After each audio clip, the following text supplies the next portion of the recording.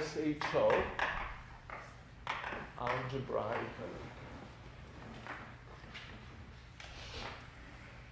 And we go back to the Hamiltonian,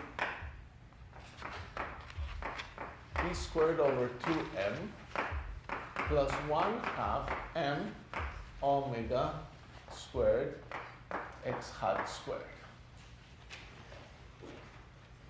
And what we do is observe that is some sort of sum of squares plus p squared over m p squared over m squared omega squared.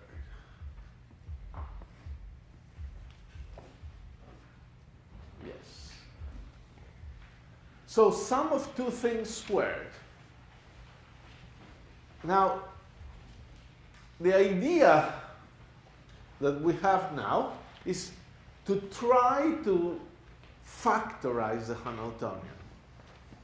And what do we call factorizing a Hamiltonian is when you write your Hamiltonian as the product of two factors, v times w. Well, actually, that's not quite a factorization. You want kind of the same factor. And not even that. You sort of wanted this be the Hermitian conjugate of that. And if there is a number here, that's okay. Adding numbers to a Hamiltonian doesn't change the problem at all. The energies are all shifted, and it's just how you're defining the zero of your potential. It's doing nothing else but that. So factorizing a Hamiltonian is writing it in this way as v dagger v.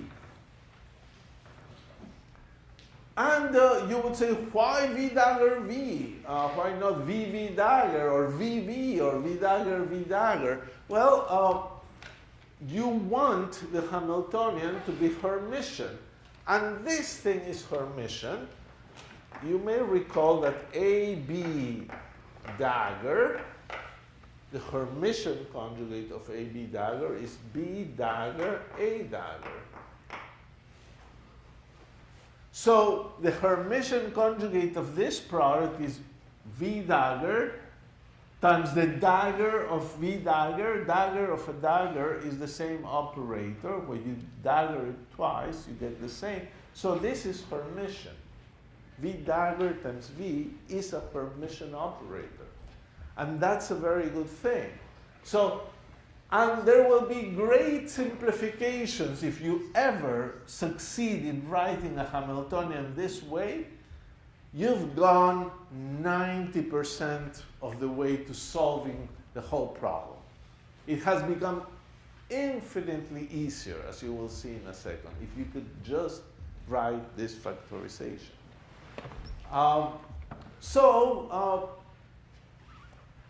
If you had x squared minus this, you would say, oh, clearly that's a squared minus b squared is a minus b times a plus b. But there's no such thing here. It's almost like a squared plus b squared. And how do you sort of factorize it? Well, actually, since we have complex numbers, this could be a minus ib times a plus ib. That is correctly a squared plus b squared, and complex numbers are supposed to be friends in quantum mechanics. So having i's, there's probably no complication there. So let's try that. I'll write it. So here we have x squared plus p squared over m squared omega squared, and I will try to write it as x minus I p hat over m omega times x plus I p hat over m omega. let's put a question mark before we are so sure that this works. Well, some things work. The only danger here is that these are operators and they don't commute. And when we do this, in one case, in the cross terms, the A is to the left of B, but in the other product, the B is to the left of A. So we may run into some trouble. This may not be exactly true. So what is this? This x with x, fine, x squared. This term p with p is correct, plus p squared over m squared omega squared. But then we get plus I over m omega, x with p minus p with x. So the xp commutator. So factorization of operators in quantum mechanics can miss a few constants because things don't commute. So the cross terms give you that. And this xp is IH bar. So this whole term will give us the following statement. What we've learned is that what we wanted, x squared plus p squared over 2 over m squared omega squared is equal to, so I'm equating this line to the top line, is equal to x hat minus I p hat over m omega times x hat plus I p hat over m omega. And then from this whole term, I with I is minus, so it's h bar over m omega. So I'll put it in, it's a minus h bar over m omega, so here's plus h bar over m omega times the unit factor, if you wish.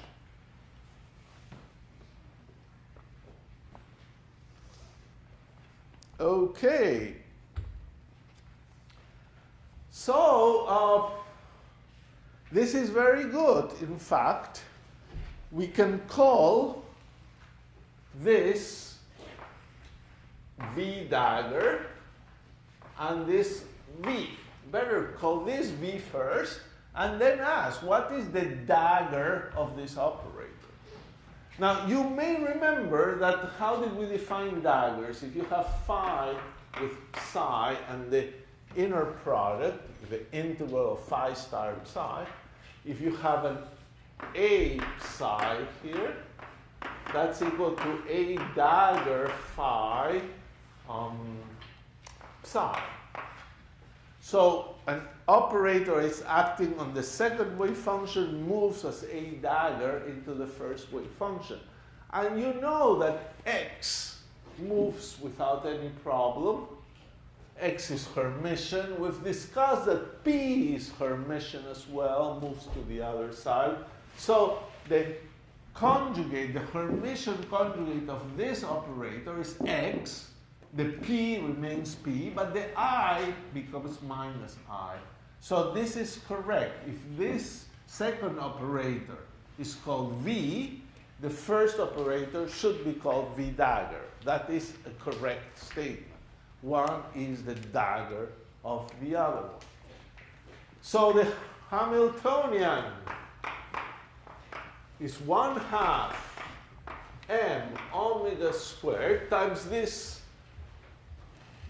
sum of squares, which is now equal to V dagger V plus H bar over M omega. So H hat is now 1/2 M omega squared V dagger V plus a sum, which is plus 1/2 h bar omega.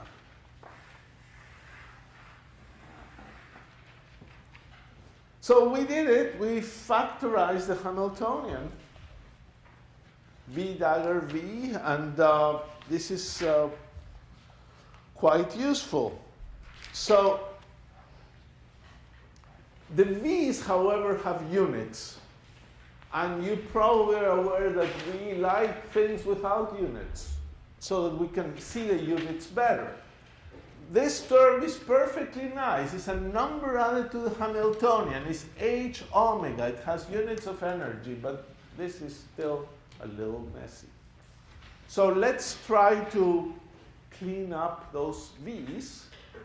And the way I'll do it is by computing their commutator to begin with. So let's compute the commutator of V and V dagger and see how much is that commutator. It's a simple commutator because it involves factors of x and p. So it's the commutator of x plus ip over m omega, that's V, with x minus ip over m omega. So the first x talks only to the second p, so it's minus I over m omega xp. And for the second case, you have plus I over m omega p with x. This is IH bar, and this is minus IH bar. Each term will contribute the same. I times minus I is plus, so h bar over m omega times a 2. That is V dagger V. VV dagger, I'm sorry. 2h bar over m omega.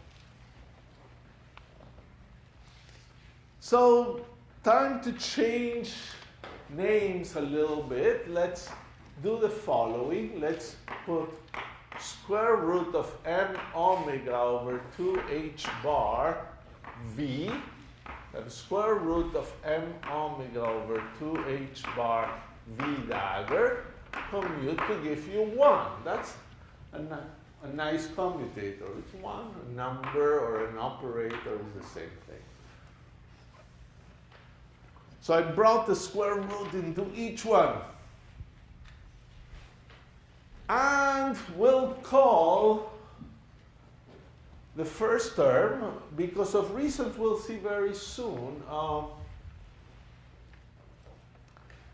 the destruction operator, A, square root of m omega over 2h bar, V, it's called the destruction operator. And the dagger is going to be A dagger. Some people put hats in them. I sometimes do too. Unless I'm too tired. 2h bar V dagger. And those A and A daggers are now unit free, and you can check that because they have the same units. And A with A dagger is the nicest commutator, 1.